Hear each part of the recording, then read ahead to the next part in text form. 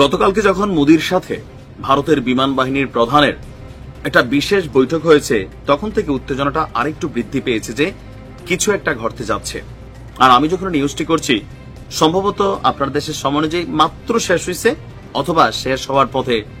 Dark night soldiers, গভীর অন্ধকার রাতের যারা যোদ্ধা আছেন তাদের ভারত হঠাৎ করেই নিজেদের সামরিক সক্ষমতা জানান দেওয়া বলেন, অথবা পাকিস্তানকে চ্যালেঞ্জ করার জন্য বলেন, এক ভিন্ন রকম ঘটনা ঘটাইল। আমার কাছে আশ্চর্য লাগছে। আপনার পাঞ্জাবের ফিরোজপুর সেনানিবাস এবং আশপাশের এলাকায় ব্ল্যাক আউট মহড়া চালিয়েছে ভারত। ব্ল্যাক আউট মানে হচ্ছে আপনার অন্ধকারের মধ্যে মহড়া, বিদ্যুৎ বন্ধ করে দেওয়া হয়। তখন হয় কি যে চারপাশ ঘুটঘুটে অন্ধকার থাকে, সেই অন্ধকারের মধ্যে ভারতীয় সেনাবাহিনীর স্পেশাল কমান্ডো টিমরা কিভাবে যুদ্ধ করবেন এটারই একটা মহড়া চালানো হয়েছে।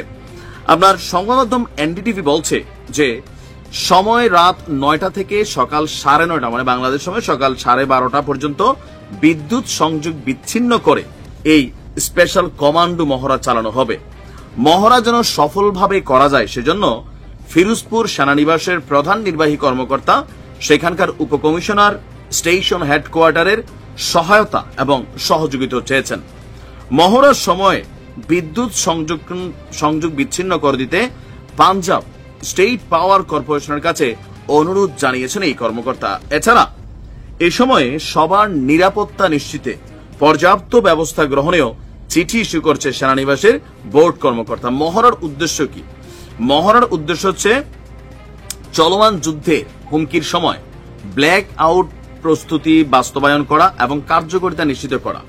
তো এখানে এটার মেইন যে বিষয়টা হচ্ছে, যেমন ধরেন রাতের আধারে যুদ্ধ, এটা যে কোনো দেশের জন্য সেনাবাহিনী যখন এখানে পারফেক্টলি পারফর্ম করতে পারে, সেটা বিজয়কে অনেকটা ত্বরান্বিত করে, মানে তাড়াতাড়ি আইনা দেয়। কেন?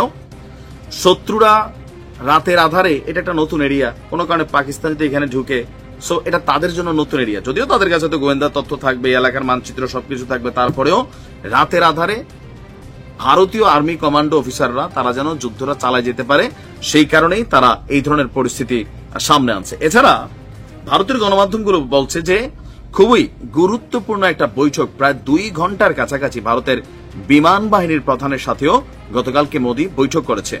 এই বৈঠকের মেইন ইস্যু ছিল যে যুদ্ধ এখনকার যুগে প্রথম ধাপে হয় আকাশ যুদ্ধ। আকাশ যুদ্ধের মধ্যে আবার কৌশলগত একটা টিম আছে। আমি আজকে ভিডিওতে বলছিলাম যে ধরেন পারমাণবিক, নন পারমাণবিক, ক্ষেপণাস্ত্র, মিসাইল, আর বিভিন্ন ইস্যুগুলো আছে। আবার এই ইস্যুগুলোর মধ্যে একটা অংশ সবচেয়ে বড় ভূমিকা রাখে, সেটা হচ্ছে বিমান বাহিনী। যুদ্ধ বিমানগুলো মিসাইল নিক্ষেপ করতে সক্ষম, অনেক কিছু আছে।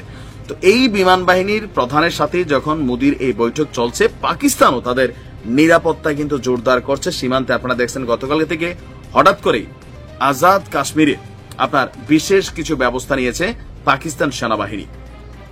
ইভেন দুই দেশের দুই প্রান্তের সীমান্তে বসবাসকারী যে সাধারণ জনগণ আছে, ওই এলাকাগুলোতে থমথমে পরিস্থিতি বিরাজ করছে। সরকার কর্তৃক তৈরি করে দেওয়া যে কি বলা হয় এটারে, আপনার বাংকারগুলো আছে, এই বাংকারগুলোকেও পুনর্নির্মাণ করা হচ্ছে, সংস্কার করা হচ্ছে। কারণ যুদ্ধ হইলে প্রথমে এই 2 এলাকার মধ্যে দিয়েই মানুষের উপর দিয়ে যাবে, আর যার কারণে তারা তাদের প্রস্তুতি নিচ্ছে।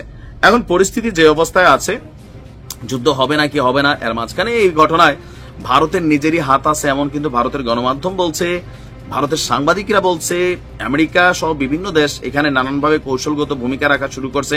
সব মিলে দেখা যাক আসলে কি হয়, ব্ল্যাক আউট মহড়া কতটা কাজে দেয়। ভালো থাকুন।